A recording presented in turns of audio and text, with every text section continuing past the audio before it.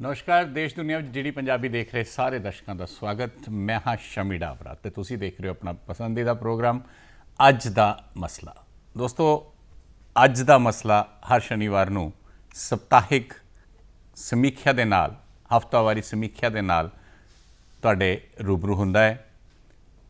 पिछले हफ्ते दे विच की गतिविधियां होईयां, की कुछ खास वापरिया, उन्हां दे उत्ते छुपी हुई सच्चाई नूं सामने लियाउण दे लई असीं ये प्रोग्राम लैके हाज़र होने आ।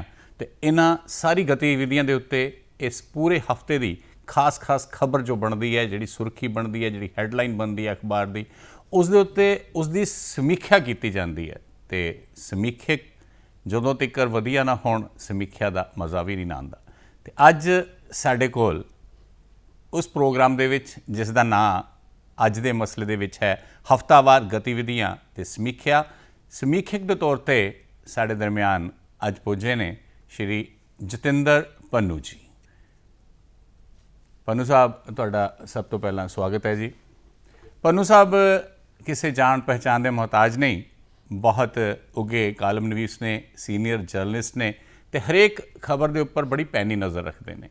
तो उस दे विचों एक निचोड़ कढ़ के साडे सामने सारे दर्शकों के सामने पेश करते हैं। अज भी पन्नू साहब तो खास गतिविधियां तो जिहड़ियां पिछले हफ्ते दे विच होईयां ने उन्हां दी समीक्षा करावांगे। सब तो पहला पन्नू साहब,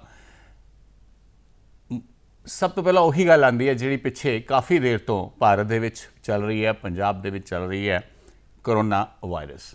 गल करांगे कोरोना की। कोरोना दे विच जदों तक लॉकडाउन रहा किया जा रहा सीगा भी कोरोना वायरस काफ़ी हद तक भारत दे विच कंट्रोल्ड है, इसलिए इसनूं अनलॉक कर दिता गया, लॉकडाउन खोल दिता गया सीगा। लेकिन अगर असी देखिए तो जदों तो अनलॉक किया गया 1 जून तो, जदों तो पहला लॉकडाउन अनलॉक शुरू होया है, उदों तो काफ़ी केसां दे विच वाधा हो गया। तो अज तक लगभग 5 लाख तो वध जिहड़े मरीज़ ने कोरोना वायरस नाल पूरे भारत दे विच आंकड़ा हो चुकिया हैगा। किस तरह कहते हो भी अनलॉक करन दा असर है, साडी अवेयरनेस जागरूकता की कमी है, इन्ना कुछ होने के बावजूद हर रोज़ असी देखिए तो एक नवा रिकॉर्ड बन रहा है मरीज़ों का। शमी जी गल यह है कि कुछ सरकार के पक्ष तो कोताहियां ने जी, सियासत कम खराब करती है जी कुछ साडे लोकां दियां लापरवाहियां ने जी, कि उन्होंने जो मर्जी आखी जाओ। कई लोग इहो जिहे जिन्हां दी आदत बनी है कि असी बदलना नहीं। जी जिहड़ा है ना कि वारे शाह ना आदतां जांदियां ही भावें कट्टीए पोरियां पोरियां जी। जी मैनू एक दिन एक सज्जण बारे दस्सिया गया जी कि वह हुण तक 4 बार इस गल का चलान होया कि मास्क नहीं पाया। जी तो कहंदा जी भावें 8 बार होर कर देण मैं नहीं पाउणा। जी इहो ਜਿਹੇ ਜਿਹੜੇ बद दिमाग बंदे जी, आप मरनगे दूजिਆਂ ਨੂੰ ਮਾਰਨਗੇ। बिल्कुल। ਇਹੋ ਜਿਹਾਂ ਦੇ ਬਾਰੇ 'ਚ ਸਮਾਜ ਦੇ ਵਿੱਚ ਵੀ ਇੰਨੀ ਚੇਤਨਾ ਹੋਣੀ ਚਾਹੀਦੀ ਹੈ ਕਿ ਦੂਸਰੇ ਲੋਕ ਕਹਿਣ ਵੀ ਤੂੰ ਬੰਦਾ ਬਣਨਾ ਕਿ ਨਹੀਂ ਬਣਨਾ। जी ਸਰਕਾਰਾਂ ਨੂੰ ਅਸੀਂ ਇਹ ਤਾਂ ਕਹਿੰਦੇ ਹਾਂ ਕਿ ਪੁਲਿਸ ਸਖਤੀ ਨਾ ਕਰੇ, ਜਿਹੜਾ ਸੜਕਾਂ ਤੇ ਲੇਟਰੀਆਂ ਲਵਾਉਣ ਦਾ ਕੰਮ ਪਹਿਲਾਂ ਸ਼ੁਰੂ ਕੀਤਾ ਸੀ ਉਹ ਨਹੀਂ ਹੋਣਾ ਚਾਹੀਦਾ। जी ਪਰ ਇੱਕ ਦੂਜਾ ਕੰਮ ਸ਼ੁਰੂ ਕੀਤਾ ਸੀ ਕਿ ਇਦਾਂ ਦੇ ਲੋਕ ਜਿੰਨੇ ਮਿਲ ਜਾਣ ਉਹਨਾਂ ਨੂੰ ਜਾ ਕੇ ਸਟੇਡੀਅਮ ਦੇ ਵਿੱਚ ਖੁੱਲ੍ਹੇ ਥਾਂ ਛੱਡ ਦਿਓ, ਲਓ ਸੈਰ ਕਰ ਲਓ ਜਿਹੜੀ ਕਰਨੀ ਹੈ, जी ਰਾਸ਼ਨ ਪਾਣੀ ਦਿਆਂਗੇ, जी, ਪਰ ਘਰ ਨੂੰ ਹੁਣ ਉਦੋਂ ਘੱਲਾਂਗੇ ਜਦੋਂ ਤੁਸੀਂ ਬਾਂ ਕਰੋਗੇ, ਉਹਨਾਂ ਚਿਰ ਤੱਕ ਇੱਥੇ ਬੈਠੋ। बिल्कुल। ਜਦੋਂ ਘਰੋਂ ਕੰਮ ਨੂੰ ਨਿਕਲੇ ਸੀ ਤੇ ਉੱਥੇ ਜਾ ਕੇ ਸਾਰੀ ਦਿਹਾੜੀ ਵੀ ਲੰਘ ਜੀ, ਅਗਲੇ ਦਿਨ ਸਵੇਰ ਤੱਕ ਸਟੇਡੀਅਮ 'ਚ ਰਹਿਣਾ ਪਵੇ। ਰੋਟੀ ਪਾਣੀ ਭਾਵੇਂ ਮਿਲਦਾ ਵੀ ਆ, ਅਗਲਾ ਇਹ ਕਹਿ ਕੇ ਜਾਂਦਾ ਕਿ ਮੈਂ ਅਗਲੀ ਵਾਰੀ ਮਾਸਕ ਪਾਊਂਗਾ। ਜੀ। ਲੋਕੀ ਚੇਤਨਾ ਨਹੀਂ ਹੁੰਦੀ। बिल्कुल। ਜਿਹੜੀ ਰਾਜਨੀਤੀ ਆ ਉਹਨੇ ਪੁਆੜੇ ਇਸ ਗੱਲ ਦੇ ਪਾਏ ਆ ਕਿ ਦਿੱਲੀ ਚੰਗੀ ਭਲੀ ਠੀਕ ਠਾਕ ਸੀ, ਸਾਰਾ ਕੁਝ ਕੰਟਰੋਲ ਵਿੱਚ ਸੀ। जी ਜਦੋਂ ਦਿੱਲੀ 'ਚ ਰਾਜਨੀਤੀ ਆ ਗਈ, ਲੈਫਟੀਨੈਂਟ ਗਵਰਨਰ ਨੇ ਆਖਿਆ ਕਿ ਮੈਂ ਸਰਕਾਰ ਨੂੰ ਆ ਵੀ ਕਹਿਣਾ ਮੇਰੀ ਮੰਨੇ, ਆ ਵੀ ਕਹਿਣਾ, ਅਸਲ 'ਚ ਉਹਦੇ ਕਹਿਣ ਦਾ ਭਾਵ ਇਹ ਸੀ ਕਿ ਮੈਂ ਸਰਕਾਰ ਨੂੰ ਕੰਮ ਨਹੀਂ ਕਰਨਾ। नहीं करना, बिल्कुल। ਉਹਨੇ ਇੰਨੇ ਕੁ ਅੜਿੱਕੇ ਡਾਏ जी ਤੇ ਅੜਿੱਕੇ ਬਾਅਦ 'ਚ ਵਾਪਸ ਵੀ ਲੈਣੇ ਪਏ। ਉਹਨੇ ਚਿਰ ਦੇ ਵਿੱਚ ਹੀ ਕੰਮ ਖਰਾਬ ਹੋ ਗਿਆ। बिल्कुल। ਹੁਣ ਉੱਥੇ ਤਾਮਿਲਨਾਡੂ 'ਚ ਚਲੇ ਜਾਓ, जी ਉੱਥੇ ਸਾਰਾ ਕੁਝ ਕੰਟਰੋਲ ਵਿੱਚ ਸੀ। जी ਜਦੋਂ ਥੋੜ੍ਹਾ ਜਿਹਾ ਲਾਕਡਾਊਨ ਖੋਲ੍ਹਿਆ, ਅਨਲੌਕ 1 2 ਚੱਲੇ, ਤੇ ਉੱਥੋਂ ਵਾਲੇ ਲੋਕ ਸਾਡੇ ਪੰਜਾਬੀਆਂ ਨਾਲੋਂ ਵੀ ਪਰੇ ਨਿਕਲੇ। जी ਖੁੱਲ੍ਹਾ ਆਉਣ ਜਾਣ ਕਰਤਾ, जी, ਸਮੁੰਦਰੀ ਕੰਢਿਆਂ ਤੇ ਜਾ ਕੇ ਵੀ ਨੱਚਣ ਲੱਗ ਪਏ। बिल्कुल। ਹੁਣ ਤਾਮਿਲਨਾਡੂ ਦੇ ਵਿੱਚ ਮੌਤਾਂ ਦੀ ਗਿਣਤੀ ਇਸ ਵੇਲੇ 950 ਤੋਂ ਟੱਪ ਚੁੱਕੀ ਹੈ, बिल्कुल। 1000 ਨੂੰ ਪਹੁੰਚ ਚੱਲੀ ਹੈ। बिल्कुल। ਦਿੱਲੀ 2100 ਨੂੰ ਟੱਪ ਗਈ ਹੈ। बिल्कुल। ਜਿਹੜਾ ਮਹਾਰਾਸ਼ਟਰ ਜਾ ਉਹ 7000 ਨੂੰ ਟੱਪ ਗਿਆ। ਜੀ ਅਸੀਂ ਕਿਹੜੇ ਬਾਰਡਰ ਨੂੰ ਹੱਥ ਲਾ ਕੇ ਮੁੜਨਾ, ਕਦੋਂ ਕੁ ਰੁਕਣਾ? ਜੀ ਦੁਨੀਆ ਭਰ ਦੇ ਵਿੱਚ ਇਸ ਵੇਲੇ ਕੇਸਾਂ ਦੀ ਗਿਣਤੀ 1 ਕਰੋੜ ਨੂੰ ਪਹੁੰਚ ਗਈ ਹੈ। ਬਿਲਕੁਲ। ਆ 10 ਮਿੰਟ ਪਹਿਲਾਂ ਮੈਂ ਵੇਖਿਆ ਤੇ ਉਦੋਂ 99,33,000 ਸੀ ਤੇ ਇੱਥੇ ਤੇ ਇੱਕ ਘੰਟੇ 'ਚ 20,000 ਹੋਣ ਡੇ। ਹੁਣ ਤੱਕ ਮੇਰਾ ਖਿਆਲ 1 ਕਰੋੜ ਟੱਪ ਗਈ ਹੋਵੇਗੀ। ਬਿਲਕੁਲ। ਮੌਤਾਂ ਦੀ ਗਿਣਤੀ ਵੀ ਦੁਨੀਆ ਭਰ ਦੇ ਵਿੱਚ 5 ਲੱਖ ਹੋ ਗਈ ਆ। ਜੀ ਇਸ ਵੇਲੇ ਅਸੀਂ ਦੁਨੀਆ ਵੱਲ ਵੇਖਣਾ ਤੇ ਬਾਹਰ ਦੀ ਗੱਲ ਹੈ। ਜੀ ਪਹਿਲਾ ਸਵਾਲ ਇਹ ਆ ਕਿ ਅਸੀਂ ਭਾਰਤ ਵੱਲ ਵੇਖੀਏ ਤੇ ਭਾਰਤ ਵਿੱਚੋਂ ਅਸੀਂ ਪੰਜਾਬ ਵੱਲ ਵੇਖੀਏ। ਪੰਜਾਬ ਵਿੱਚ ਅਜੇ ਸਾਡੀ ਖੁਸ਼ਕਿਸਮਤੀ ਹੈ ਕਿ 123 ਕੁ ਬੰਦੇ ਮਰੇ ਨੇ। ਬਿਲਕੁਲ। ਪਰ ਇਹ ਬਦਕਿਸਮਤੀ ਹੈ ਕਿ ਇਹ 123 ਵੀ ਕਿਉਂ ਮਰ ਗਏ? ਮਰਨੇ ਨਹੀਂ ਸਨ ਚਾਹੀਦੇ। ਜੀ ਜੇ ਉੜੀਸਾ ਵਿੱਚ ਅਜੇ ਤੱਕ 8-9 ਸਿਰਫ ਮਰੇ ਆ ਜੀ ਤੇ ਪੰਜਾਬ ਵਿੱਚ ਇੰਨੇ ਵੀ ਕਿਉਂ ਮਰ ਗਏ? ਜੇ ਲੋਕ ਅਕਲ ਕਰਦੇ ਤੇ ਬਹੁਤ ਕੁਝ ਸੰਭਾਲਿਆ ਜਾ ਸਕਦਾ ਸੀ। ਹੁਣ ਅੱਗੋਂ ਵੀ ਜੇ ਅਸੀਂ ਸੰਭਲ ਜਾਵਾਂਗੇ ਤੇ ਫਿਰ ਤਾਂ ਅਸੀਂ ਸੰਭਾਲ ਲਵਾਂਗੇ, ਨਹੀਂ ਤਾਂ ਇੱਕ ਵਾਰੀ ਫਿਰ ਲਾਕਡਾਊਨ ਵੀ ਲੱਗਣਗੇ, ਅਸੀਂ ਭੁਗਤਾਂਗੇ। ਬਿਹਤਰ ਇਹ ਹੋਇਆ ਕਿ ਜੋ ਹੋ ਗਿਆ ਉਸ ਤੋਂ ਬਾਅਦ ਕੰਨਾਂ ਨੂੰ ਹੱਥ ਲਾ ਕੇ ਆਖੀਏ ਆਗੇ ਸਮਝ ਚਲੋ ਨੰਦ ਲਾਲਾ ਜੋ ਬੀਤੀ ਸੋ ਬੀਤੀ। ਬਿਲਕੁਲ। ਕਰੋਨਾ ਦੇ ਵਿੱਚ ਬਹੁਤ ਸਾਰੇ ਦਾਅਵੇ ਕੀਤੇ ਜਾ ਰਹੇ ਸੀ ਕਿ ਬਹੁਤ ਜਲਦੀ ਕਰੋਨਾ ਵਾਇਰਸ ਦੇ ਲਈ ਦਵਾਈ ਜਿਹੜੀ ਹੈ ਉਹ ਮਾਰਕੀਟ ਦੇ ਵਿੱਚ ਆ ਜਾਏਗੀ।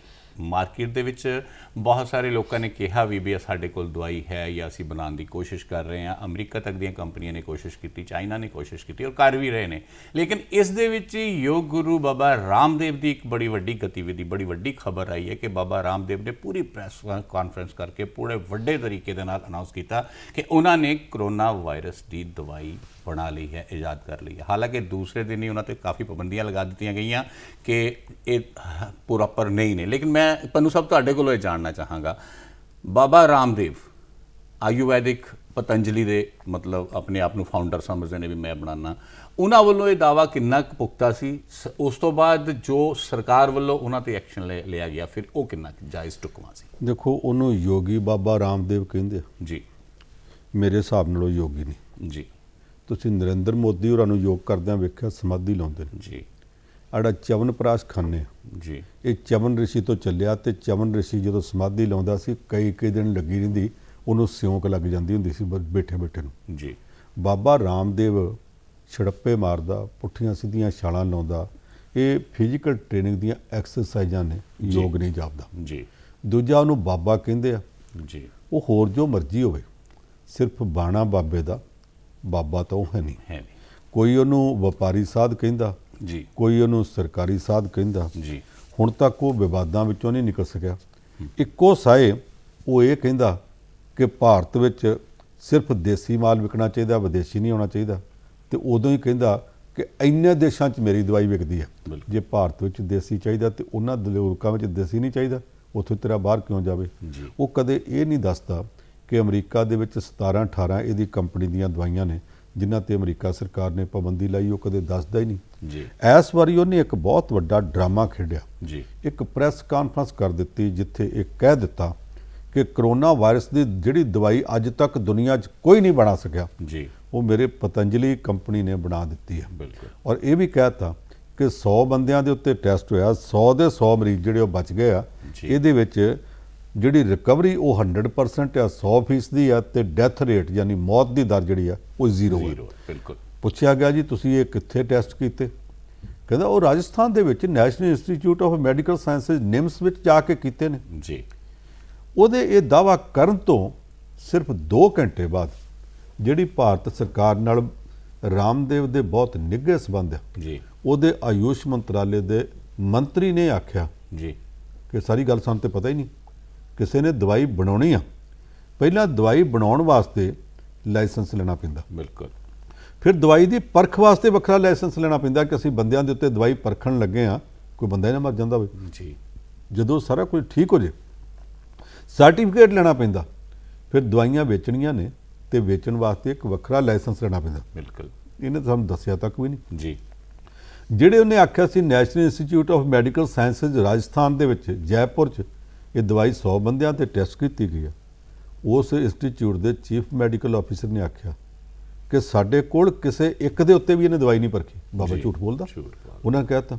ਫਿਰ ਬਾਬੇ ਨੇ ਆਖਿਆ ਨਹੀਂ ਜੀ, ਕਮਿਊਨੀਕੇਸ਼ਨ ਗੈਪ ਆ, ਕੇਂਦਰ ਸਰਕਾਰ ਨੂੰ ਅਸੀਂ ਦੱਸ ਨਹੀਂ ਸਕੇ ਤੇ ਸਾਡਾ ਅਦਾਰਾ ਹੈਗਾ ਉੱਤਰਾਖੰਡ ਰਾਜ ਵਿੱਚ, ਜੀ। ਤੇ ਉੱਤਰਾਖੰਡ ਦੀ ਸਰਕਾਰ ਨਾਲ ਅਸੀਂ ਗੱਲ ਕਰ ਲਈ ਸੀ। ਜੀ ਹੁਣ ਸਰਕਾਰ ਉੱਥੇ ਵੀ ਬੀਜੇਪੀ ਦੀ ਹੈ ਤੇ ਬਾਬੇ ਦੇ ਨਿੱਘੇ ਸੰਬੰਧ ਹੈ। ਜੀ ਪਰ ਗੱਲ ਇੰਨੀ ਕੋਰੀ ਗੱਪ ਵਰਗੀ ਸੀ ਕਿ ਉੱਥੋਂ ਦੀ ਸਰਕਾਰ ਦੇ ਮੰਤਰੀ ਨੇ ਆਖਿਆ ਕਿ ਸਾਡੇ ਕੋਲੋਂ ਬਾਬੇ ਨੇ ਲਾਇਸੈਂਸ ਮੰਗਿਆ ਸੀ, ਅਸੀਂ ਇਹਨੂੰ ਦਿੱਤਾ, ਪਰ ਇਹਨੇ ਸਾਨੂੰ ਕਰੋਨਾ ਨਹੀਂ ਦੱਸਿਆ। ਇਹਨੇ ਆਖਿਆ ਖੰਘ ਦੀ ਤੇ ਬੁਖਾਰ ਦੀ ਦਵਾਈ ਬਣਾਉਣ ਲੱਗੇ ਆ। ਬਿਲਕੁਲ ਖੰਘ ਤੇ ਬੁਖਾਰ ਹੋਰ ਚੀਜ਼ ਹੁੰਦੇ ਆ, ਜੀ ਕਰੋਨਾ ਹੋਰ ਹੁੰਦਾ। ਬਿਲਕੁਲ। ਤੇ ਇਹਨੇ ਨੇ ਕਰੋਨਾ ਤੋਂ ਬਾਅਦ ਦਵਾਈ ਦਾ ਨਾਮ ਹੀ ਕਰੋਨਲ ਰੱਖ ਦਿੱਤਾ। ਉਹ ਕਰੋਨਲ ਜੇ ਇਹਨੇ ਬਣਾਉਣੀ ਸੀ ਤੇ ਉਹਦਾ ਲਾਇਸੈਂਸ ਸਾਨੂੰ ਦੱਸ ਕੇ ਲੈਂਦਾ। ਬਿਲਕੁਲ। ਇਹਨੇ ਟੈਸਟ ਕਿੱਥੇ ਕੀਤਾ?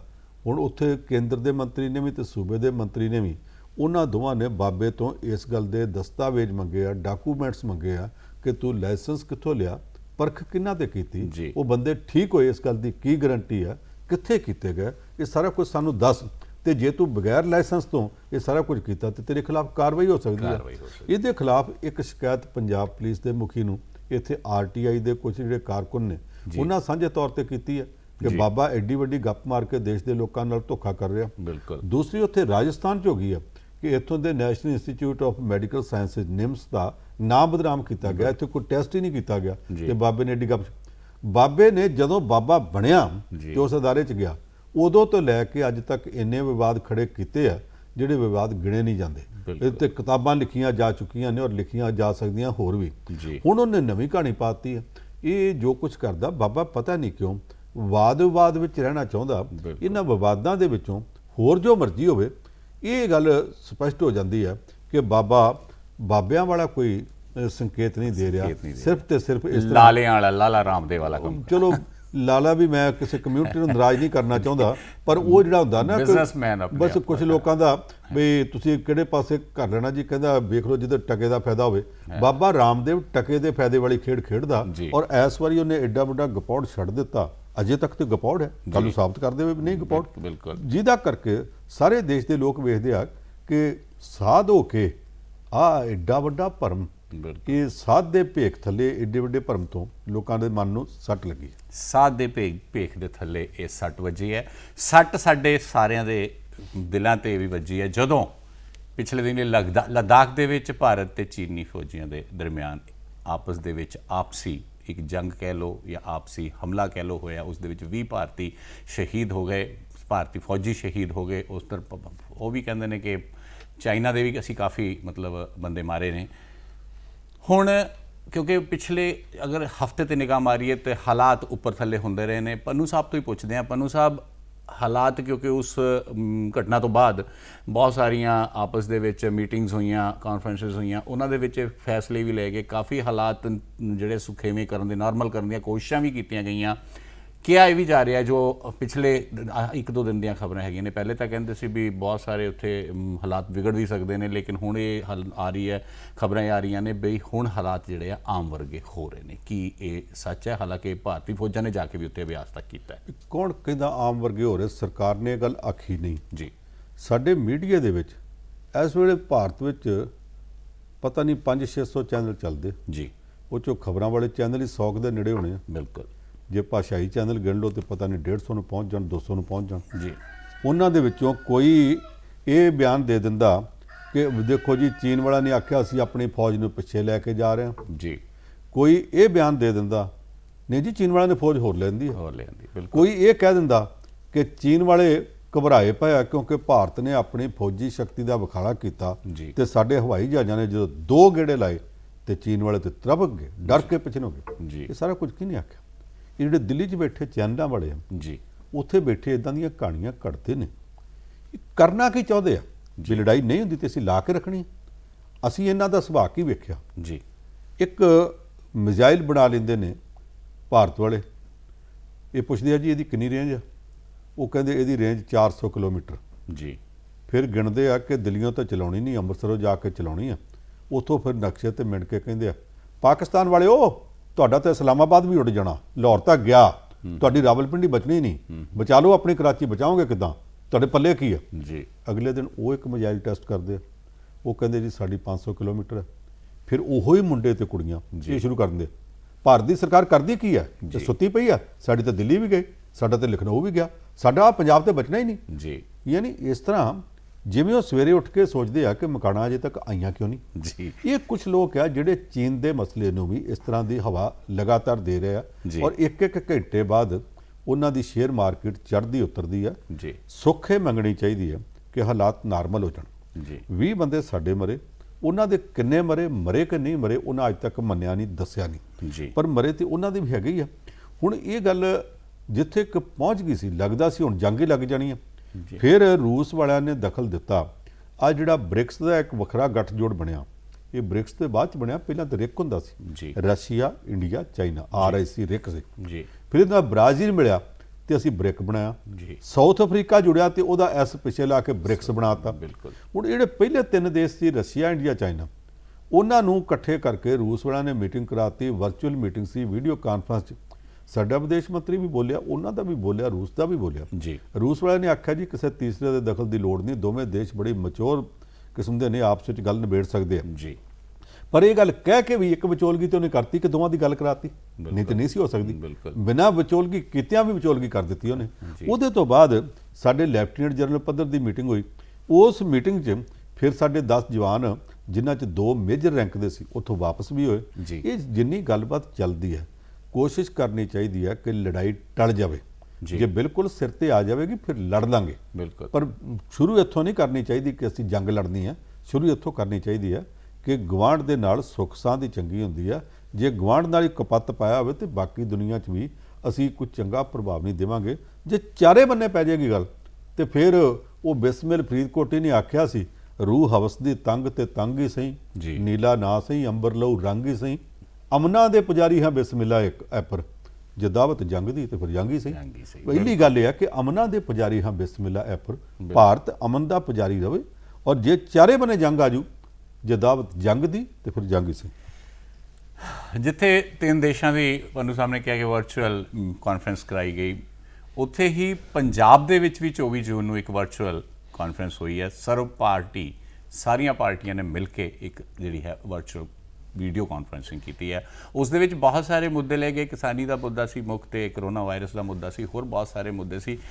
ਕੀ ਇੱਕ ਦੂਸਰੇ ਤੇ ਦੋਸ਼ ਆਰੋਪ ਲਗਾਉਣ ਤੱਕ ਹੀ ਸੀਮਤ ਰਹੀ ਜਾਂ ਉਸ ਦਾ ਕੋਈ ਹੋਰ ਮੰਤਵ ਵੀ ਸਾਹਮਣੇ ਆਇਆ, ਉਸ ਦੇ ਸਪਸ਼ਟ ਸਿੱਟੇ ਵੀ ਕੋਈ ਸਾਹਮਣੇ ਆਏ? ਪੰਨੂ ਸਾਹਿਬ, ਕੇਂਦਰ ਸਰਕਾਰ ਨੇ ਇੱਕ ਆਰਡੀਨੈਂਸ ਜਾਰੀ ਕੀਤਾ ਜਿਹਦੇ 'ਚ ਮੰਡੀ ਖੁੱਲੀ ਕਰ ਦਿੱਤੀ ਕਿ ਕਿਸਾਨ ਪੰਜਾਬ ਦਾ ਮਹਾਰਾਸ਼ਟਰ ਵਿੱਚ ਵੀ ਜਾ ਕੇ ਵੇਚ ਸਕਦਾ, ਜੀ ਹਰਿਆਣੇ ਦਾ ਜਾ ਕੇ ਕੇਰਲਾ 'ਚ ਵੀ ਵੇਚ ਸਕਦਾ। ਬਿਲਕੁਲ ਇੱਥੇ ਕਿੰਨੇ ਕੁ ਕਿਸਾਨ ਨੇ ਜਿਨ੍ਹਾਂ ਨੂੰ ਮਾਰਕੀਟਿੰਗ ਆਉਂਦੀ ਹੈ। ਬਿਲਕੁਲ ਕਿਸਾਨ ਤਾਂ ਮੰਡੀ ਦੇ ਵਿੱਚ ਟਰਾਲੀ ਲਿਆਉਂਦੇ ਆ, ਉਹਨਾਂ ਨੂੰ ਇਹ ਨਹੀਂ ਪਤਾ ਲੱਗਦਾ ਕਿ ਕਿੰਨਾ ਮਾਲ ਤੋਲਿਆ ਗਿਆ ਤੇ ਕਿੰਨਾ ਰੱਖਿਆ ਗਿਆ ਤੇ ਕਿੰਨਾ ਲਿਖਿਆ ਗਿਆ। ਜੀ ਰਾਤ ਨੂੰ 17 ਬੋਰੀਆਂ 14 ਕਿਲੋ ਹੁੰਦੇ ਆ ਜੀ। ਤੇ ਸਵੇਰੇ ਜਾਂਦੇ ਆ ਤੇ 14 ਬੋਰੀਆਂ 17 ਕਿਲੋ ਲਿਖੇ ਹੁੰਦੇ ਆ ਜੀ। ਤੇ ਜੱਟ ਨਾਲੇ ਸਿਰ ਖੁਰਕੀ ਜਾਂਦਾ ਤੇ ਨਾਲੇ ਕਰੀ ਜਾਂਦਾ, ਇੱਕ ਚੀਜ਼ 14 ਸੀ, ਇੱਕ 17 ਸੀ, ਪਤਾ ਨਹੀਂ ਕਿਲੋ ਕਿਹੜੇ ਤੇ ਬੋਰੀਆਂ ਕਿਹੜੀਆਂ ਸੀ। ਜੀ ਜਿਹੜੇ ਕਿਸਾਨ ਵਿਚਾਰੇ ਅਜੇ ਤੱਕ ਐਸ ਭੋਲੀ ਹਾਲਤ ਵਿੱਚ ਨੇ, ਜਿਨ੍ਹਾਂ ਦੀਆਂ ਕਈ ਵਾਰੀ ਉੱਥੇ ਮਸ਼ੀਨਾਂ ਫੜੀਆਂ ਗਈਆਂ ਆੜਤੀਆਂ ਦੀਆਂ, ਜੀ ਜਿਨ੍ਹਾਂ ਦੇ ਵਿੱਚ ਥੱਲੇ ਵਜਨ ਵੱਧਾ ਸੀ ਤਾਂ ਕਿ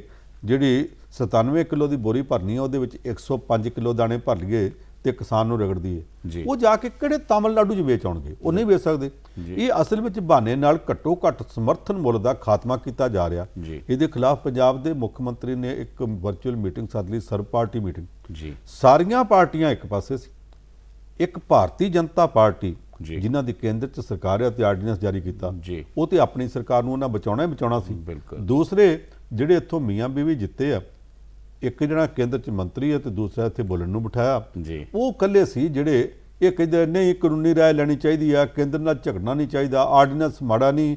ਅੱਛਾ, ਜਦੋਂ ਸਾਰਿਆਂ ਨੇ ਆਖਿਆ ਕਿ ਤੁਸੀਂ ਐਡਾ ਮਾੜਾ ਆਰਡੀਨੈਂਸ ਆ, ਕਿਸਾਨੀ ਦੇ ਖਿਲਾਫ ਆ, ਜੀ। ਸਾਰੀ ਉਮਰ ਅਕਾਲੀ ਦਲ ਕਿਸਾਨੀ ਵਾਸਤੇ ਮੋਰਚੇ ਲਾਉਂਦਾ ਰਿਹਾ ਤੇ ਹੁਣ ਤੁਸੀਂ ਕਿਸਾਨੀ ਦੇ ਖਿਲਾਫ ਆਰਡੀਨੈਂਸ ਦੀ ਹਮਾਇਤ ਕਰਦੇ ਜੀ। ਜੇ। ਕਹਿੰਦੇ ਨਹੀਂ, ਅਸੀਂ ਕਿਸਾਨੀ ਦੀ ਖਾਤਰ ਕੁਰਬਾਨੀ ਵੀ ਕਰਨ ਨੂੰ ਤਿਆਰ ਹਾਂ। ਕੁਰਬਾਨੀ ਤੇ ਸੁਖਬੀਰ ਸਿੰਘ ਨੂੰ ਸਵੇਰੇ ਪੁੱਛੋ ਨਾ ਕਿ ਭੜਕ ਦਾ ਕੀ ਪ੍ਰੋਗਰਾਮ ਹੈ, ਤੇ ਉਹ ਪ੍ਰੋਗਰਾਮ ਬਾਅਦ ਚ ਦੱਸਦਾ, ਪਹਿਲਾਂ ਕਹਿੰਦਾ ਮੈਂ ਤਾਂ ਕੁਰਬਾਨੀ ਕਰਨ ਨੂੰ ਤਿਆਰ। ਅੱਜ ਕੱਲ੍ਹ ਉਹਦੀ ਜ਼ੁਬਾਨ ਤੇ ਕੁਰਬਾਨੀ ਬਹੁਤ ਚੜਿਆ।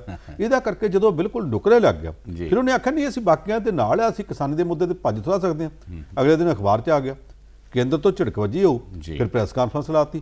ਅਸੀਂ ਦੀ ਆ ਗੱਲ ਆਖੀ ਨਹੀਂ, ਸਾਡੇ ਖਿਲਾਫ ਕਹੀ ਜਾਂਦੇ ਆ। ਜੀ। ਦੇਖੋ ਜੀ, ਆ ਕੈਪਟਨ ਅਮਰਿੰਦਰ ਸਿੰਘ ਨੇ ਆਖਿਆ ਜੀ ਆਖੀ ਨਹੀਂ, ਬਾਕੀ ਸਾਰੀਆਂ ਪਾਰਟੀਆਂ ਝੂਠੀਆਂ ਨੇ। ਜੀ ਤੁਸੀਂ ਨਹੀਂ ਆਖੀ ਤੇ ਫਿਰ ਸਿੱਧਾ ਕਹੋ ਕਿ ਅਸੀਂ ਕੇਂਦਰ ਦੇ ਨਾਲ ਆ। ਤੁਸੀਂ ਇਹ ਵੀ ਕਿਉਂ ਨਹੀਂ ਕਹਿੰਦੇ? ਬਿਲਕੁਲ। ਕੇਂਦਰ ਦੇ ਨਾਲ ਵੀ ਨਹੀਂ ਕਹਿਣਾ, ਪਰ ਪੰਜਾਬ ਦੇ ਲੋਕਾਂ ਨਾਲ ਵੀ ਨਹੀਂ ਰਹਿਣਾ, ਫਿਰ ਤੁਸੀਂ ਹੈ ਕਿੱਥੇ ਹੋ? ਬਿਲਕੁਲ। ਸੋ ਇਹ ਜਿਹੜਾ ਏਜੰਡਾ ਸੀ ਉਹ ਤਾਂ ਅਸੀਂ ਕੇਂਦਰ ਦੇ ਉਸ ਆਰਡੀਨੈਂਸ ਦਾ ਬਣ ਗਿਆ ਇਹ ਕਿ ਇੱਕ ਪਾਸੇ ਪੰਜਾਬ ਦੀਆਂ ਸਾਰੀਆਂ ਪਾਰਟੀਆਂ ਨੇ, ਸਾਰੀਆਂ ਧਿਰਾਂ ਨੇ, ਜੀ ਦੂਸਰੇ ਪਾਸੇ ਭਾਜਪਾ ਤੇ ਕੇਂਦਰ ਦੀ ਸਰਕਾਰ ਦਾ ਕਰਕੇ ਉਹਨਾਂ ਕਰੋਨਾ ਹੀ ਕਰੋਨਾ ਸੀ। ਬਿਲਕੁਲ ਆਲ ਪਾਰਟੀਜ਼ ਬਨਾਮ ਅਕਾਲੀ ਦਲ ਬਣ ਗਈ ਉਹ ਇਸ ਕਰਕੇ ਕਿਉਂਕਿ ਸੁਖਬੀਰ ਸਿੰਘ ਬਾਦਲ ਨੇ ਇਸ ਮਾਮਲੇ 'ਚ ਪਤਾ ਨਹੀਂ ਕੋਈ ਹੋਮਵਰਕ ਕੀਤਾ ਕਿ ਨਹੀਂ ਕੀਤਾ। ਜੇ ਕੀਤਾ ਤੇ ਉੱਥੇ ਜਾਂਦਿਆਂ ਤੱਕ ਜਿਹੜੀਆਂ ਪਰਚੀਆਂ ਉਹ ਐਗਜ਼ਾਮ 'ਚ ਜਾਂਦੇ ਹੁੰਦੇ ਆ ਬੱਚੇ, ਉਹਨਾਂ ਜਰਾਬਾਂ 'ਚ ਲਗਾਈਆਂ ਹੁੰਦੀਆਂ, ਆਸੇ-ਪਾਸੇ ਲਗਾਈਆਂ ਹੁੰਦੀਆਂ, ਤੇ ਵੇਲੇ ਤੇ ਜਾ ਕੇ ਕੱਢਣ ਦਾ ਚੇਤਾ ਭੁੱਲ ਜਾਂਦਾ ਕਿ ਇਸ ਸਵਾਲ ਦੀ ਪਰਚੀ ਮੈਂ ਕਿੱਥੇ ਲਗਾਈ ਸੀ। ਇਹ ਬਸ ਸਮਝ ਨਹੀਂ ਲੱਗਦੀ ਕਿ ਸੁਖਬੀਰ ਸਿੰਘ ਬਾਦਲ ਜਾਂ ਹੋਮਵਰਕ ਕਰਕੇ ਨਹੀਂ ਗਿਆ ਜਾਂ ਉੱਥੇ ਜਾ ਕੇ ਪਰਚੀਆਂ ਨਹੀਂ ਲੱਭੀਆਂ, ਉਹਦੇ ਵਿੱਚ ਅਕਾਲੀ ਦਲ ਦੀ ਪੋਜੀਸ਼ਨ ਖਰਾਬ ਕਰਕੇ ਮੁੜਿਆ। ਜੀ ਮਤਲਬ ਇਹ ਮੇਨ ਮੁੱਦਾ ਉੱਥੇ ਕਿਸਾਨੀ ਦਾ ਰਿਹਾ, ਜਿਸ ਦੇ ਵਿੱਚ ਇਹ ਸੀਗਾ। ਦੂਸਰਾ ਮੁੱਦਾ ਕੋਆਪਰੇਟਿਵ ਬੈਂਕਾਂ ਦਾ ਸੀ ਵੀ ਹੁਣ ਤੱਕ ਠੀਕ ਠਾਕ ਚੱਲਦੀਆਂ ਨੇ, ਹੁਣ ਇਹਨਾਂ ਨੂੰ ਰਿਜ਼ਰਵ ਬੈਂਕ ਦੇ ਅੰਡਰ ਇਸ ਕਰਕੇ ਲਿਆਉਣ ਲੱਗੇ ਆ ਕਿ ਕਹਿੰਦੇ ਜੀ ਭ੍ਰਿਸ਼ਟਾਚਾਰ ਨੂੰ ਰਿਜ਼ਰਵ ਬੈਂਕ ਰੋਕੂ। ਜਦੋਂ ਵਿਜੇ ਮਾਲਿਆ 9000 ਕਰੋੜ ਦੀ ਠੱਗੀ ਮਾਰ ਕੇ ਭੱਜ ਗਿਆ, ਉਹ ਤੇ ਰਿਜ਼ਰਵ ਬੈਂਕ ਨੇ ਰੋਕਿਆ ਨਹੀਂ। ਨੀਰਵ ਮੋਦੀ ਭੱਜ ਗਿਆ, ਉਹ ਤੇ ਰੋਕਿਆ ਨਹੀਂ। ਮੋਦੀ ਸਾਹਿਬ ਦੀ ਸਰਕਾਰ ਆਉਣ ਤੋਂ 3 ਮਹੀਨਿਆਂ ਦੇ ਅੰਦਰ ਅੰਦਰ ਪੰਜਾਬ ਨੈਸ਼ਨਲ ਬੈਂਕ ਦੇ ਵਿੱਚ 5000 ਕਰੋੜ ਦਾ ਘੁਟਾਲਾ ਹੋ ਗਿਆ ਤੇ ਉਦੋਂ ਬਾਅਦ 6-7 ਘੁਟਾਲੇ ਹੋਰ ਹੋ ਗਿਆ, ਉਹ ਤੇ ਰਿਜ਼ਰਵ ਬੈਂਕ ਨੇ ਰੋਕੇ ਨਹੀਂ। ਤੇ ਕੋਆਪਰੇਟਿਵ ਬੈਂਕਾਂ ਦੇ ਕੋਲ ਆ ਕੇ ਇੱਥੇ ਕਿਹੜਾ ਕੱਦੂ 'ਚ ਤੀਰ ਮਾਰ ਦੇਣਗੇ, ਕੋਈ ਕੁਝ ਨਹੀਂ ਹੋਣਾ। ਇਸੇ ਬਹਾਨੇ ਲੋਕਾਂ ਦੇ ਚੁਣੇ ਹੋਏ ਨੁਮਾਇੰਦਿਆਂ ਤੋਂ ਜਿਹੜੇ ਇੱਥੇ ਹੈਗੇ ਨੇ ਕੋਆਪਰੇਟਿਵ ਬੈਂਕਾਂ 'ਚ, ਉਹਨਾਂ ਤੋਂ ਅਧਿਕਾਰ ਖੋਹ ਕੇ ਰਿਜ਼ਰਵ ਬੈਂਕ ਨੂੰ ਦਿੱਤੇ ਜਾ ਰਹੇ ਆ। ਇੱਕ ਤਰੀਕਾ ਹੁੰਦਾ, ਹੁਣ ਇੱਥੇ ਪੰਜਾਬ ਨੈਸ਼ਨਲ ਬੈਂਕ ਹੋਵੇ, ਸਟੇਟ ਬੈਂਕ ਹੋਵੇ, ਅਸੀਂ ਤੁਸੀਂ ਪੈਸੇ ਜਮ੍ਹਾਂ ਕਰਾਉਣੇ, ਉਹ ਪੈਸੇ ਜਿੰਨੇ ਇੱਥੇ ਜਮ੍ਹਾਂ ਹੁੰਦੇ ਆ ਉਹ 'ਚੋਂ ਮਸਾਂ 40-50% ਪੰਜਾਬ ਦੇ ਵਿੱਚ ਲੋਕਾਂ ਨੂੰ ਕਰਜ਼ਾ ਦਿੱਤਾ ਜਾਂਦਾ, ਇੱਥੇ ਲੱਗਦੇ ਨੇ। ਬਾਕੀ ਕੇਂਦਰੀ ਪੂਲ 'ਚ ਚਲੇ ਜਾਂਦੇ ਆ, ਉਹ ਕਿਸੇ ਵੱਡੇ ਕਾਰਪੋਰੇਟ ਘਰਾਣਿਆਂ ਨੂੰ ਵੀ ਮਿਲਦੇ ਆ, ਕੁਝ ਹੋਰ ਪ੍ਰੋਜੈਕਟਾਂ ਤੇ ਵੀ ਲੱਗਦੇ ਆ, ਪੰਜਾਬ ਨੂੰ ਮਿਲਦੇ। ਜੇ ਕੋਆਪਰੇਟਿਵ ਬੈਂਕਾਂ ਦੀ ਗੱਲ ਕਰੀਏ, ਜੇ ਫਰਜ਼ ਕਰੋ ਜਲੰਧਰ ਦਾ ਬੈਂਕ ਹੋਵੇ, ਲੁਧਿਆਣੇ ਦਾ ਹੋਵੇ, ਸੰਗਰੂਰ ਦਾ ਹੋਵੇ, ਬਠਿੰਡੇ ਜਾਂ ਅੰਮ੍ਰਿਤਸਰ ਦਾ ਹੋਵੇ, ਉਹਦਾ ਇੱਕ ਦਾਇਰਾ ਆਪਣਾ, ਉਹਦਾ ਇੱਕ ਅਧਿਕਾਰ ਖੇਤਰ ਹੈ, ਉਹਦੇ ਕੋਲ ਜਿੰਨੇ ਪੈਸੇ ਜਮ੍ਹਾਂ ਹੁੰਦੇ ਆ, ਜਮ੍ਹਾਂ ਰਕਮਾਂ ਵੀ ਇੱਥੋਂ ਦੀਆਂ ਨੇ ਤੇ ਵਿਕਾਸ ਦੇ ਕੰਮਾਂ ਵਾਸਤੇ ਵੀ ਇੱਥੇ ਖਰਚ ਕਰਦਾ। ਪਰ ਜੇ ਰਿਜ਼ਰਵ ਬੈਂਕ ਦੇ ਥੱਲੇ ਲਾਤਾ ਫਿਰ ਪੈਸਾ ਪੰਜਾਬ ਦੇ ਦਾ ਹੋ ਗਿਆ, ਬਾਅਦ ਚ ਇਹ ਸੋਚਿਆ ਕਰਾਂਗੇ ਹਾਂ ਸਾਡਾ ਪੈਸਾ ਸੀ ਵਿਕਾਸ ਤੇ ਫਲਾਨਤਾ ਹੋ ਗਿਆ। ਇਹ ਗਲਤ ਸੀ, ਇਹ ਵੀ ਉਸ ਸਰਬ ਪਾਰਟੀ ਮੀਟਿੰਗ ਦੇ ਏਜੰਡੇ ਤੇ ਸੀ। ਦੋਸਤੋ ਇੱਕ ਮੁੱਦਾ ਜਿਹੜਾ ਪਿਛਲੇ ਹਫ਼ਤੇ ਛਾਇਆ ਰਿਹਾ ਉਹ ਹੈ ਪੈਟਰੋਲ ਤੇ ਡੀਜ਼ਲ ਦੀਆਂ ਕੀਮਤਾਂ ਦੇ ਵਿੱਚ ਲਗਾਤਾਰ ਹੋ ਰਿਹਾ ਵਾਧਾ। ਕਿਹਾ ਵੀ ਜਾ ਰਿਹਾ ਕਿ ਕਈ ਰਾਜਾਂ ਦੇ ਵਿੱਚ ਦਿੱਲੀ ਸਮੇਤ ਡੀਜ਼ਲ ਦੀ ਕੀਮਤ ਜਿਹੜੀ ਆ ਪੈਟਰੋਲ ਨੂੰ ਵੀ ਪਾਰ ਕਰ ਗਈ। ਅਜਿਹਾ ਪਹਿਲੀ ਵਾਰ ਹੋਇਆ ਆਜ਼ਾਦ ਭਾਰਤ ਦੇ ਇਤਿਹਾਸ ਦੇ ਵਿੱਚ। ਗੱਲ ਕਰਾਂਗੇ ਪੰਨੂ ਸਾਹਿਬ, ਇੰਟਰਨੈਸ਼ਨਲ ਮਾਰਕੀਟ ਦੇ ਵਿੱਚ ਡੀਜ਼ਲ ਦੇ ਪੈਟਰੋਲ ਦੇ ਰੇਟ ਘਟਣ ਦੇ ਬਾਵਜੂਦ ਭਾਰਤ ਦੇ ਵਿੱਚ ਰੇਟ ਜਿਹੜੇ ਲਗਾਤਾਰ ਕਿਉਂ ਵੱਧ ਰਹੇ ਆ, ਔਰ ਹੁਣ ਅਜਿਹੀ ਸਥਿਤੀ ਕਿਉਂ ਆ ਗਈ ਹੈ ਵੀ ਡੀਜ਼ਲ ਜਿਸ ਦੇ ਉੱਤੇ ਜ਼ਿਆਦਾ ਸਬਸਿਡੀ ਦਿੱਤੀ ਜਾਂਦੀ ਸੀ ਉਹ ਕਈ ਰਾਜਾਂ ਦੇ ਵਿੱਚ ਪੈਟਰੋਲ ਨੂੰ ਵੀ ਕ੍ਰਾਸ ਕਰ ਗਈ। ਦੇਖੋ, ਜਿਹੜੇ ਕਈ ਰਾਜਾਂ 'ਚ ਪੈਟਰੋਲ ਨੂੰ ਕ੍ਰਾਸ ਕਰ ਗਿਆ ਉਹਨਾਂ 'ਚ ਦਿੱਲੀ ਹੈ। ਦਿੱਲੀ ਦੇ ਵਿੱਚ ਪੋਲੂਸ਼ਨ ਘਟਾਉਣ ਵਾਸਤੇ ਡੀਜ਼ਲ ਦਾ ਰੇਟ ਜੇ ਵਧਾ ਦਿੱਤਾ ਗਿਆ। ਚੰਡੀਗੜ੍ਹ 'ਚ ਵੀ ਪੈਟਰੋਲ ਸਸਤਾ ਹੋ ਸਕਦਾ, ਡੀਜ਼ਲ ਮਹਿੰਗਾ ਹੋ ਸਕਦਾ, ਇਸ ਕਰਕੇ ਉੱਥੋਂ ਸਮੱਸਿਆ ਹੋ ਰਹੀ। ਮੋਟੇ ਤੌਰ ਤੇ ਵੇਖਣ ਵਾਲੀ ਗੱਲ ਇਹ ਹੈ ਕਿ ਜਦੋਂ ਸਾਰੀ ਦੁਨੀਆ 'ਚ ਤੇਲ ਦੀਆਂ ਕੀਮਤਾਂ ਡਿੱਗੀਆਂ ਪਈਆਂ ਹੋਣ, ਭਾਰਤ ਵਿੱਚ ਤੇਲ ਦੀਆਂ ਕੀਮਤਾਂ ਉਦੋਂ ਵੱਧ ਰਹੀਆਂ। ਇੱਕ ਵੀਡੀਓ ਕਲਿੱਪ ਲੋਕਾਂ ਕੋਲ ਘੁੰਮ ਰਹੀ ਹੈ, ਉਹਦੇ ਵਿੱਚ ਭਾਰਤੀ ਜਨਤਾ ਪਾਰਟੀ ਦੇ 4 ਲੀਡਰ ਬੋਲਦੇ ਪਏ। ਉਹਨਾਂ ਚੋਂ ਸੁਸ਼ਮਾ ਸਵਰਾਜ ਤੇ ਅਰੁਣ ਜੇਤਲੀ ਦੋਵਾਂ ਦੀ ਮੌਤ ਹੋ ਚੁੱਕੀ ਹੈ। ਦੂਸਰੇ 2 ਇਸ ਵੇਲੇ ਕੇਂਦਰ ਸਰਕਾਰ 'ਚ ਮੰਤਰੀ ਨੇ। ਉਹ ਇਹ ਕਹਿੰਦੇ ਪਏ ਆ ਕਿ ਇਸ ਸਰਕਾਰ ਨੂੰ ਸ਼ਰਮ ਨਹੀਂ ਆਉਂਦੀ, ਦੁਨੀਆ ਦੀ ਮਾਰਕੀਟ 'ਚ ਕੀਮਤਾਂ ਘੱਟ ਨੇ ਤੇ ਇਹਨੇ ਵਧਾਤੀਆਂ। ਜੇ ਦੁਨੀਆ ਦੀ ਮਾਰਕੀਟ ਦੇ ਹਿਸਾਬ ਨਾਲ ਕੀਮਤਾਂ ਲਾਈਆਂ ਜਾਣ ਤੇ 34 ਰੁਪਏ ਦਿੱਲੀ 'ਚ ਲੀਟਰ ਮਿਲਣਾ ਚਾਹੀਦਾ। ਇਹ ਉਹਨਾਂ ਦੀ ਵੀਡੀਓ ਕਲਿੱਪਿੰਗ ਉਦੋਂ ਦੀ ਆ ਜਦੋਂ ਮਨਮੋਹਨ ਸਿੰਘ ਦੀ ਸਰਕਾਰ ਸੀ। ਹੁਣ ਆਪਣੀ ਸਰਕਾਰ ਆ ਤੇ ਦੁਨੀਆ ਦੇ ਵਿੱਚ ਰੇਟ ਤੇਲ ਦੇ ਅੱਗੇ ਨਾਲੋਂ ਵੀ ਡਿੱਗ ਪਏ ਆ, ਤੇ ਜੇ ਉਦੋਂ 34 ਰੁਪਏ ਦਿੱਲੀ 'ਚ ਪੈਟਰੋਲ ਹੋਣਾ ਚਾਹੀਦਾ ਸੀ ਤੇ ਅੱਜ ਤੇ ਫਿਰ 24 ਹੋਣਾ ਚਾਹੀਦਾ। ਹੁੰਦਾ ਕੀ ਪਿਆ, ਇਹ ਉਦੋਂ ਕਹਿੰਦੇ ਹੁੰਦੇ ਸੀ ਕਿ ਇਹ ਤੇਲ ਦਾ ਰੇਟ ਤਾਂ ਮਨਮੋਹਨ ਸਿੰਘ ਦੀ ਉਮਰ ਨਾਲੋਂ ਵੱਧ ਗਿਆ, ਪੈਟਰੋਲ ਦਾ, ਡੀਜ਼ਲ ਦਾ ਰੇਟ ਸੋਨੀਆ ਗਾਂਧੀ ਦੀ ਉਮਰ ਨਾਲੋਂ ਵੱਧ ਗਿਆ। ਵੀ ਹੁਣ ਭਾਅ ਵਧੇ ਆ, ਹੁਣ ਕਿਹਦੀ ਉਮਰ ਨਾਲੋਂ ਵੱਧ ਗਏ? ਇਹ ਮਾੜਾ ਜਿਹਾ ਚੇਤਾ ਕਰਨਾ ਚਾਹੀਦਾ ਕਿ ਅਸੀਂ ਆਪੋਜੀਸ਼ਨ 'ਚ ਹੁੰਦੇ ਆ ਕੀ ਆ। ਮੈਂ ਕੁਰਸੀ ਤੇ ਬੈਠਾ, ਕੁਰਸੀ ਦਾ ਜ਼ਮੀਨ ਦਾ ਫਾਸਲਾ 1.5 ਗਿੱਠ ਦਾ, ਮੈਂ ਪੁੰਜੇ ਬੈਠਾ ਹੋਵਾਂ ਹੋਰ ਸਥਿਤੀ ਹੈ। ਜਦੋਂ ਮੰਜੇ ਤੇ ਬੈਠਾ ਹੋਵੇ ਤੇ ਗੁਰਦਾਸ ਮਾਨ ਕਹਿੰਦਾ ਮੰਜੀ ਉੱਤੇ ਬੈਠਾ ਜੱਟ ਬਣਿਆ ਨਵਾਬ ਹੋਵੇ, ਉਹ ਮੰਜੀ ਤੇ ਬੈਠਾ ਭਾਵੇਂ 4 ਗੰਢੇ ਨਾਲ ਰੋਟੀ ਖਾਵੇ ਉਹ ਨਵਾਬ ਸਮਝਦਾ। ਸਾਹਮਣੇ ਜ਼ਮੀਨ ਤੇ ਬੈਠਾ ਜਿਹੜਾ ਮਜ਼ਦੂਰ ਹੈ ਉਹ ਇਹੋ ਸੋਚੀ ਜਾਂਦਾ ਯਾਰ ਰੱਬ ਮੈਂ ਕਿੱਦਣ ਮੰਜੇ ਤੇ ਬੈਠੂ। ਆ 1.5 ਗਿੱਠ ਦਾ ਫਾਸਲਾ ਇਹ ਜਿੱਦਣ ਵਿਰੋਧੀ ਧਿਰ 'ਚ ਪੁੰਜੇ ਬੈਠੇ ਸੀ ਉਦੋਂ ਇਹ ਹੋਰ ਬੋਲੀ ਬੋਲਦੇ ਸੀ। ਅੱਜ ਸਰਕਾਰ ਇਹਨਾਂ ਦੀ ਹੈ ਕਿਉਂਕਿ ਕੁਰਸੀ ਤੇ ਆ, ਬੋਲੀ ਹੋਰ ਹੈ। ਲੋਕ ਇਹ ਪੁੱਛਣਾ ਚਾਹੁੰਦੇ ਆ ਕਿ ਕੀਮਤਾਂ ਜਿੰਨੀ ਤੇਜ਼ੀ ਨਾਲ ਚੜ੍ਹ ਰਹੀਆਂ, ਕੀ ਸੈਂਚਰੀ ਮਾਰਨ ਦਾ ਇਰਾਦਾ? ਤੇ ਜੇ ਸੈਂਚਰੀ ਮਾਰੀ ਤੇ ਕੱਲਾ ਇਹ ਨਹੀਂ ਕਿ ਰੇਟ 100 ਟੱਪਣਾ। ਸਾਰੇ ਹਿੰਦੁਸਤਾਨ ਦੇ ਜਿੰਨੇ ਪੈਟਰੋਲ ਪੰਪ ਨੇ ਇਹਨਾਂ 'ਚ ਤੇਲ ਭਰਨ ਵਾਲੀਆਂ ਮਸ਼ੀਨਾਂ ਬਦਲਣੀਆਂ ਪੈਣੀਆਂ, ਕਿਉਂਕਿ ਮਸ਼ੀਨਾਂ ਜਿਹੜੀਆਂ ਨੇ ਡਬਲ ਡਿਜਿਟ 2 ਹਿੱਸਿਆਂ ਵਾਲੀਆਂ ਨੇ। ਜਦੋਂ 100 ਹੋਇਆ 2 ਜ਼ੀਰਾ ਲੱਗਿਆ ਤੇ ਇੱਕ ਨਾਲ ਏਕਾ ਲੱਗਣਾ, 3 ਹਿੱਸੇ ਬਣ ਗਏ, 3 ਨੰਬਰ ਲਿਖਣੇ ਹੋਏ। ਇਹ ਸਾਰੀਆਂ ਮਸ਼ੀਨਾਂ ਜਿਹੜੀਆਂ ਨੇ 2-2 ਨੰਬਰਾਂ ਵਾਲੀਆਂ ਇਹ ਤੇ ਚੱਲਣੀਆਂ ਹੀ ਨਹੀਂ। ਰਾਤੋਂ ਰਾਤ ਤੁਹਾਨੂੰ ਸਾਰੇ ਹਿੰਦੁਸਤਾਨ 'ਚ ਮਸ਼ੀਨਾਂ ਵੀ ਬਦਲਣੀਆਂ ਪੈਣੀਆਂ। ਕੀ ਉਹਦੀ ਪ੍ਰਬੰਧ ਕਰ ਲਿਆ? ਕਿ ਜਿੱਧਰ ਨੂੰ ਗੱਲ ਜਾਂਦੀ ਪਈ ਆ ਇਹ ਹੁਣ ਤੋਂ ਸਰਕਾਰ ਨੂੰ ਸਮਝਣਾ ਚਾਹੀਦਾ ਸਥਿਤੀ ਗੰਭੀਰ ਹੈ। ਗੰਭੀਰ ਹੈ। ਜਲਦੀ ਦੇ ਨਾਲ ਅਖੀਰ ਦੇ ਵਿੱਚ, ਕਿਉਂਕਿ ਸਾਡੇ ਕੋਲ ਸਮਾਂ ਬਹੁਤ ਘੱਟ ਹੈਗਾ, ਬਰਗਾੜੀ ਬੇਅਦਬੀ ਕਾਂਡ ਦੇ ਵਿੱਚ ਹੁਣ ਸਰਦਾਰ ਪ੍ਰਕਾਸ਼ ਸਿੰਘ ਬਾਦਲ ਤੇ ਸੁਖਬੀਰ ਸਿੰਘ ਦੇ ਬਾਦਲ ਨੂੰ ਵੀ ਸ਼ਾਮਿਲ ਕਰਨ ਦੇ ਲਈ ਜਿਹੜਾ ਇੱਕ ਕਮੇਟੀ ਦੇ ਮੁਖੀ ਨੇ ਕੁੰਵਰ ਪ੍ਰਤਾਪ ਸਿੰਘ, ਉਹਨਾਂ ਨੇ ਕਹਿ ਦਿੱਤਾ ਵੀ ਇਹਨਾਂ ਦਾ ਨਾਂ, ਸੈਸ਼ਨ ਜੱਜ ਨੂੰ ਕਿਹਾ ਵੀ ਇਹਨਾਂ ਦਾ ਨਾਮ ਹੀ ਸ਼ਾਮਿਲ ਕੀਤਾ ਜਾਵੇ।